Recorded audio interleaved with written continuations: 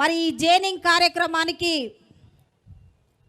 నేనైతే ఇంతసేపు ఎంపీని మర్చిపోయిన, పాప ఆయన ఎంపీ ఎవరో నాకే తెలియదు. కానీ ఇంతసేపు ఎంపీ గారు వివేకన్న గారే అనుకుంటున్నా. ఈ మంత్రి నుంచి అక్క మాట్లాడేంత వరకు నేను ఎంపీ అనే పేరే మర్చిపోయినా.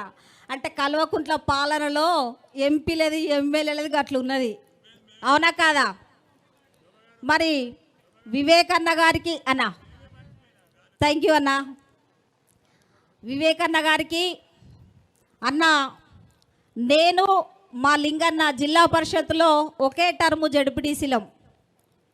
మేము మైకు పట్టుకుంటే మా జిల్లా పరిషత్ చైర్మన్ అనేది, లింగన్నకు బొడిగ శోభక్కకు మైక్ అద్దు, వాళ్ళ గొంతులే చాలు అనేది. మరి మాజీ ఎమ్మెల్యే గారు మా అన్న లింగన్న గారికి, సభాధ్యక్షులు ప్రదీప్ అన్న గారికి, వేదికపై ఉన్న నాయకులకందరికీ, ఈ మీటింగును విజయవంతం చేయడానికి వచ్చిన మంత్రిని మట్టి బిడ్డలకి, పాత్రికేయ మిత్రులకి, కళాకారులకి, మరొక్కసారి ఈ నిర్వహణ చేసిన నిర్వాహకులకందరికి కూడా పేరు పేరున ఉద్యమ నమస్కారాలు. బండి సంజయ్ అన్న వస్తాడంటే విపరీతమైన పోలీసు వాళ్ళని తీస్తారు టీఆర్ఎస్ వాళ్ళు. కల్వకుంట్లోళ్ళు పాపం పోలీసు వాళ్ళు ఏమనుకుంటారంటే, మా బండి సంజయ్ అని వచ్చినప్పుడు ఒక సెల్ఫీ ఫోటో దిగుదామంటే ఈ కల్వకుంట్లోళ్ళు డ్యూటీ ఎత్తారేంద్రా నాయన అని బాధపడతారు మా వాళ్ళంతా. ఎప్పుడు ఈ యూనిఫామ్ వేయబడితే మీ ఎప్పుడు మా అన్నతోని ఫోటో దిగుతలేమా అని బాధపడతారు మా వాళ్ళంతా. యూనిఫామ్ మీద ఉన్నా కానీ మీకు ఆ స్వేచ్ఛ ఉన్నది. తప్పకుండా మంచి రోజులు బండి సంజయ్ నాయకత్వంలో ఈ రాష్ట్రంలో వస్తాయి. కల్వకుంట్లకు రాజకీయంగా సమాధి కట్టే రోజులు కూడా దగ్గరలో ఉన్నాయి. నేను 2 నిమిషాలు మాట్లాడతా. రామ్ రెడ్డి అన్న, సునీల్ రెడ్డి కల్వకుంట్ల దోపిడిలో బలైన వాళ్ళు. తెలంగాణ ఉద్యమంలో పాపం విపరీతంగా ఖర్చు పెట్టించిండ్రు వాళ్ళతోని. కేసీఆర్ కారం మెతుకులు పెట్టు అనంటే కడుపు నిండా మటన్తో పెట్టి పంపించిన వాళ్ళు తండ్రి కొడుకులు కలిసి, ఆ తండ్రి కొడుకులకు. కానీ ఇవాళ గొంతు ఆరిపోతుంది దాంతో. ఇవాళ అన్నం పెట్టిన వాళ్ళకు సున్నం పెట్టి తెలంగాణ ఉద్యమంలో తెలంగాణ ద్రోహులకి టికెట్లు ఇచ్చిన చరిత్ర కల్వకుంట్లకు ఉంది. కానీ ఇక్కడ అందరు కూడా వచ్చిన యువతరం, మంత్రి నుండి వచ్చిన బిడ్డలందరూ కూడా ఆలోచన చేయాలి. ఇవాళ ఎంత దారుణం జరిగింది. వరంగల్ కాకతీయ యూనివర్సిటీలో ఉద్యోగం రాదని, నోటిఫికేషన్ ఇవ్వరని, ఈ కల్వకుంట్ల నాయకత్వంలో మా నిరుద్యోగులుగానే మిగిలిపోతామేమో అని వాయిస్ ఇచ్చి పాయిజన్ తీసుకొని ఈరోజే చనిపోయిండు తమ్ముడు సునీల్ నాయక్. భయపడలే. కానీ నాతోనన్నా, నా చావుతోనన్నా ఈ కల్వకుంట్లోళ్ళు కనివిప్పు కావాలని, నిరుద్యోగులకి నోటిఫికేషన్ ఇవ్వాలని, ఉద్యోగ అవకాశాలు ఇవ్వాలని పాపం సునీల్ నాయక్ వల్ల చనిపోవడం జరిగింది. మరి సంజయ్ అన్న గారు గాంధీ హాస్పిటల్ వెళ్ళి ఆ కుటుంబాన్ని కలిసి వచ్చి విషయాలు తెలుసుకున్నాడు.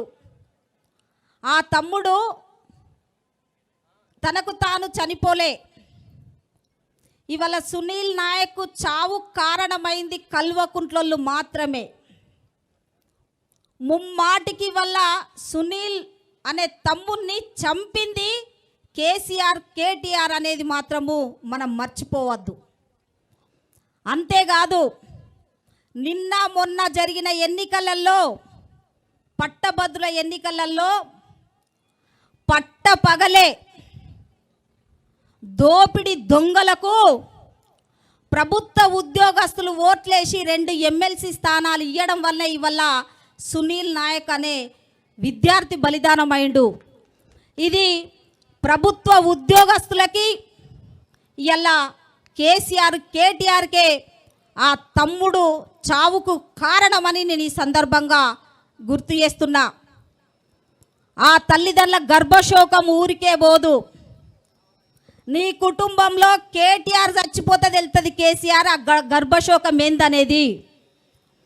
తెలంగాణ రాష్ట్రం కోసము శ్రీకాంత్ లాంటి 4 తమ్ముళ్ళు లాంటి వాళ్ళు ఎంతోమంది బలిదానాలైనరు. తెలంగాణ వచ్చిన తర్వాత కూడా ఉద్యోగ నోటిఫికేషన్లు ఇవ్వకపోవడం వల్ల ఇవాళ సునీల్ నాయక్ లాంటి తమ్ముళ్ళు బలిదానాలు అవుతాండ్రు. ఇందుకోసమేనా తెలంగాణ తెచ్చుకున్నది? ఒక్కసారి ఆలోచన చేయండి. బలిదానాలతోని ఉద్యోగాలు రావు. కల్వకుంట్లను బలి తీసుకుంటేనే తెలంగాణలో ఉద్యోగ అవకాశాలు వస్తాయి. ఎట్లా బలి తీసుకోవాలి? మొన్న పుట్టమదికి ఇక్కడ అవకాశం ఇయ్యలే, చూసిండ్రా మీరు ఓటు రూపకంగా? మళ్ళా గట్లనే రేపు జనరల్ ఎన్నికలలో కల్వకుంట్లోళ్ళు పెట్టిన వాళ్ళకి ఓటు రూపకంగా బలిదానం ఇస్తేనే ఇలా కేసీఆర్ కుటుంబానికి కల్వకుంట్ల కుటుంబానికి బలిదానం ఇచ్చినట్టయితాం మనం. ఇవాళ తెలంగాణ రాష్ట్రం తెచ్చింది మాలాంటోళ్ళము, రాత్రనక పగలనక కష్టపడ్డోళ్ళం. కేసీఆర్ను అరెస్టు చేస్తానంటే అలుగునూరు చౌరస్తాలో దెబ్బలు పడ్డదాన్ని, కారం పొడి పట్టుకొని కావలున్న దాన్ని, రోకలు బండ పొయ్యిల కట్టెలు పట్టుకొని పోలీసుల మీదకి యుద్ధం దిగిందాన్ని బొడిగ శోభకను. నాలాంటోళ్ళు ఎంతోమంది ఉద్యమకారులను బలిగొన్నోళ్ళు ఈ కల్వకుంట్లోళ్ళు. మరి వాళ్ళ మాలాంటోళ్ళు ఉద్యమకారులము ఆనాడు ఉపయోగపడ్డాం. ఈరోజు అధికారంలోకి వచ్చినాక మమ్మల్ని పట్టించుకోలేదు. ఇలా తెలంగాణ రాష్ట్రం తెచ్చింది కూడా కవితమ్మ కోసము, కేటీఆర్ కోసము, కేసీఆర్ కోసము, ఇవాడోడున్నాడు మావాడు సంతోష్ కుమార్ కోసం తెచ్చినట్టున్నది ఇవాళ తెలంగాణ రాష్ట్రం. అందుకే ఇవాళ సునీల్ నాయక్ తమ్ముడు బలిదానం తీసుకున్నాడు. ఇవాళ అరే సన్యాసి, దద్దమ్మ, చవట ఇవన్నీ నేనానా? కేసీఆర్ అన్నాడు. నేనన్నానా? నేను అనలే. తెలంగాణ ఉద్యమం ఎవరన్నారు? అరే ఓరి చవట, ఓరి సన్యాసి, ఓరి దద్దమ్మ, ఓరి అవులే, అరే నాన్ సెన్స్, ఈడియట్ అని తిట్టింది కేసీఆర్ ఆంధ్రోలను. ఇప్పుడు నేనంటన్నా ఈ మాటలని రివర్స్ నీకు రా కేసీఆర్. అరే తుఫేలుగా నోటిఫికేషన్ ఇస్తే తమ్ముళ్ళు బలిదానాలు గారా? ఎందుకురా అబద్ధాలతో బతుకుతున్నావు కేసీఆర్? నోటిఫికేషన్ ఇరా, ఆశ పెడుతున్నావు, మోసపోతారు తెలంగాణ విద్యార్థులు. కానీ పట్టభద్రులు అనే వాళ్ళు కూడా, ప్రభుత్వ ఉద్యోగస్తులు అనే వాళ్ళు కూడా, నేను పట్టభద్రులు అందరిని అనడు, ప్రభుత్వ ఉద్యోగస్తులు పట్టపగలే అన్యాయం చేస్తారా? ఎట్లా గెలిపిస్తారండి 2 ఎమ్మెల్సీలను? నీకు 61 సంవత్సరం పెంచుతున్న మనంగానే చల్లబడ్డవు. కానీ నీ ఇంట్లో నీ కొడుకు, నీ బిడ్డ కూడా నిరుద్యోగులు ఉన్నారు. మర్చిపోయినవా? అరే కేసీఆర్ ఓ ముఖ్యమంత్రి 61 సంవత్సరం పెంచుమని ఏ ప్రభుత్వ ఉద్యోగం అడగలేదురా సన్యాసి. అరే దద్దమ్మ, ఇలాంటి నిరుద్యోగులకు ఉద్యోగ అవకాశాలు ఇస్తానన్నావు కదరా ఉద్యమ కాలంలో కేసీఆర్. అరే ఇంటికొక నౌకరు ఇస్తానన్నావు కాదురా చవట. అరే కల్తీ కొడుక, ఇంటికి 2 ఉద్యోగాలు ఇస్తానన్నావు కాదురా కేసీఆర్. దళితుడిని ముఖ్యమంత్రి చేస్తానన్నావు కదరా మతిలేని ముండ కొడుక. అరే తాగుబోతోడా, ఈ తాగుబోతోడు పెట్టిన గా ఎమ్మెల్సీలకు అభ్యర్థులకి ఉద్యోగస్తులు ఓట్లేసిండ్రు. వీళ్ళు గుర్తుకు రాలేదా? మీరు ఓట్లేసి ఆ 2 ఎమ్మెల్సీలను గెలిపియడం వల్ల ఇవాళ తమ్ముడు సునీల్ నాయక్ ఇవాళ మందు పోసుకొని తాగి చచ్చిపోయిండు. ఆ పాపం, ఆ ఉసురు మీకు తగులుతుంది, కల్వకుంట్లలో తగిలి నాశనం అయిపోతారు మీరు. ఎంత గర్భశోకం. మా సంజయ్ అన్నాడు ఆ శవం దగ్గర ఉండి మాట్లాడుతుంటే నేను టీవీ ముందు కూర్చున్న V6 ముందు మస్తు దుఃఖం వచ్చింది. ఆ తండ్రి గుట్టకు పోయి కట్టెలు ఎత్తుకొని వచ్చి కట్టెలు అమ్ముకొని కొడుకులను చదివించిండ్రా. ఓరి దద్దమ్మ చవట, నీ కొడుకేమో తెలంగాణ ఉద్యమంలో అమెరికాలో ఉన్నాడు రా, మేము తెలంగాణ తెచ్చిన వాళ్ళం రా. అమెరికాలో ఎందుకు ఉంటావు సునీల్? నువ్వు రానంటే పాపం ఆయన అమెరికాను వదిలిపెట్టి ఇవాళ ఇక్కడికి వస్తే ఆయన నోట్ల మట్టు కొట్టినవురా కేటీఆర్. నీతి ఎక్కన్నదిరా? నీతి జాతి లేని కల్వకుంట్లోళ్ళురా మీరంతా. కాబట్టి మీకు తగ్గ మొగడంటే, నీకు తగ్గ ఎముడంటే బండి సంజయ్ రా. ఖబర్దార్, రాసి పెట్టుకో. అరే నేను భయపడను రా, నాన్ సెన్స్. నేను మొన్నొకటి మాట్లాడిన ఒక వాయిస్ ఇచ్చిన. అరే నువ్వు శభాష్ పెళ్లి బ్రిడ్జి మీద పర్సెంటేజ్ తీసుకొనే నువ్వు జీవో ఇచ్చినవురా కేటీఆర్. అరే తుఫేల్ అని మాట్లాడినా. ఏ ఒక్క ఎమ్మెల్యే ఏ మంత్రి మళ్ళీ జవాబు ఇవ్వలే. ఇత్తే అందుకుందాం అనుకున్న, చిట్ట మొత్తం చదువుదాం అనుకున్నా. సంజయ్ అన్న జోలికి అత్తాడా ఇక కేటీఆర్? తోక మలుసుకొని పన్నాడు వాడు. ఈ తెలంగాణ రాష్ట్రాన్ని, ఈ మంత్రి నియోజకవర్గం కాళేశ్వరం మీద దాచుకున్న పైసలన్నీ కూడా దోసుకొని దాచుకుంటారు కల్వకుంట్లోళ్ళు. మంత్రిని ప్రజలారా ఆలోచన చేయండి. పాపం రామరెడ్డి గారు, సునీల్ రెడ్డి గారు మీ కాళ్ళల్లో మెదులుతూ, మీ కడుపులో గదులుతూ వాళ్ళ మోసాల నిన్నటి వరకు కూడా మోసినోళ్ళు వాళ్ళు. కానీ రాబోయే రోజులు అలాంటి తీర్పు ఇవ్వకండి. తప్పకుండా వాళ్ళ గుణపాఠం చెప్పాలి. మరి ఎవరు చెప్తారు? ఎవరు చెప్తారు కల్వకుంట్లోళ్ళకి? ప్రజలే కదా. ప్రజలే తీర్పు ఇవ్వాలి. రాబోయే రోజుల్లో బండి సంజయ్ గారి నాయకత్వంలో ఏ అభ్యర్థి నిలబెట్టినా కల్వకుంట్లోళ్ళకి రాజకీయంగా గోరి గడుతూ బండి సంజయ్ గారి నాయకత్వాన్ని బలపరచాలి.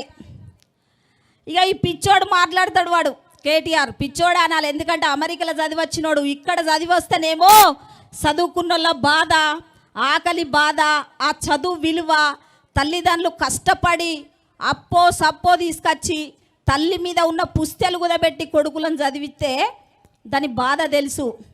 అయ్యా ఉన్నన్ని రోజులు తెలుగుదేశంలో చంద్రబాబు నాయుడు ముంచిండు, ఎన్టీ రామారావును ముంచిండు, పాస్పోర్ట్లలో దొంగతనం చేసిండు, లంగతనం చేయించిండు, సంపాదించిండు.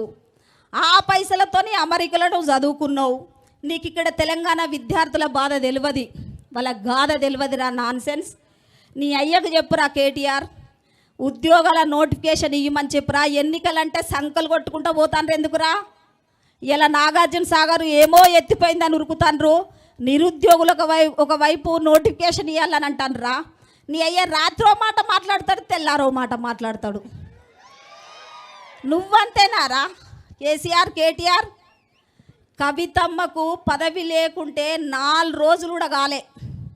మా నిజామాబాద్ ప్రజలు అరవింద్ అన్నను గెలిపించి కవితను ఓడిస్తే 4 రోజులు కూడా కాలే నీ బిడ్డకి ఎమ్మెల్సీ పదవి ఇచ్చినావు. మరి వీళ్ళంతా బిడ్డల్లాంటి వాళ్ళు కాదారా? అప్పుడేమో తెలంగాణ ఉద్యమంలో విద్యార్థులను, యువకులను, యువతరాన్ని మొత్తం రోడ్డు మీద పడేస్తివి. నీ కొడుకు, నీ బిడ్డ అమెరికాలో ఉండే. ఇవాళ నీ ఇంట్లో నువ్వు ముఖ్యమంత్రివి, నీ బిడ్డ ఎమ్మెల్సీ, నీ కొడుకు మంత్రి. నీ సడ్డకు నీ కొడుకు హరీష్ రావు అల్లుడు, సడ్డకు నీ కొడుకు సంతోష్ కుమార్, అన్అఫీషియల్ కొడుకు ఆయనే సంతోష్ కుమార్. ఏం భయపడా, రాసి పెట్టుకో. నాకు శోభమ్మ చెప్పింది అన్ని విషయాలు. శోభమ్మ అంటే ఎవరనుకుంటారు? కేసీఆర్ భార్య. అన్అఫీషియల్ అయిన సంతోష్ కుమార్కు పదవిస్తావు. ఆడొకడున్నాడు వినోద్ కుమార్ గడు, ఆడిది కాదు మొగోడు కాదు, ఎట్లయినా బాగుండు. బోయినపల్లి వినోద్ కుమార్, వానికో పదవిస్తివి. ఆడొకడికి కాళ్ళు లేవు, రెక్కలు లేవు. ఆడు పోయి అక్కడుండే విదేశాల్లో ఉండే వేములవాడోడు, వాడికో టికెట్ ఇత్తివి, వాడో ఎమ్మెల్యే. ఆడు కల్వకుంట్ల మెట్టిపల్లి ఎమ్మెల్యే, పొద్దున్న లేతే నిన్ను గోళీలు మింగుతాడు, ఆనికో ఎమ్మెల్యే పదవి. జగిత్యాల ఆడు పాపం డాక్టర్ వృత్తి చేసుకొని బతుకుతారా నాయన అంటే, లేదు లేదు నువ్వు తోక సుట్టానివని పిలిచి జగిత్యాల అనుకో ఎమ్మెల్యే పదవి. ఎందరికి ఇస్తారా మీ కల్వకుంట్లోళ్ళు? మీదారా ఈ రాజ్యం? అందుకే బీజేపీ కార్యకర్తలారా, నాయకులారా, బండి సంజయ్ అన్న నాయకత్వంలో ఒక క్రమశిక్షణగా ముందుకు పోతుంది. ఇవాళ జాతీయ పార్టీ అధ్యక్షుడంటే సంజయ్ అన్న గారి నాయకత్వంలో పల్లె పల్లెన ఇవాళ బీజేపీ జెండాలు కార్యకర్తలు కదిలిస్తారు. రేపు క్రమశిక్షణగా ఎవరు నిలబెట్టినా సంజయ్ అన్న నిలబెట్టినా వాళ్ళందరినీ గెలిపించే బాధ్యత మనం అందరం తీసుకోవాలి. రేపు రాబోయే జనరల్ ఎన్నికలలో సంజయ్ అన్న గారి నాయకత్వంలో బీజేపీ అధికారంలోకి రావాలంటే అది మీతోనే సాధ్యమవుతుందని నేను ఈ సందర్భంగా విజ్ఞప్తి చేస్తున్నా. ఎందుకంటే అధికారంలోకి వస్తేనే కల్వకుంట్లను కటకటాల్లో పెడతాం. అప్పుడు ఊసలు లెక్క పెట్టుకుంటూ కూర్చుంటారు. ఆ రోజులు ఓన్లీ సంజయ్ అన్న నాయకత్వంలో అది అమలవుతుందని నేను అనుకుంటానా.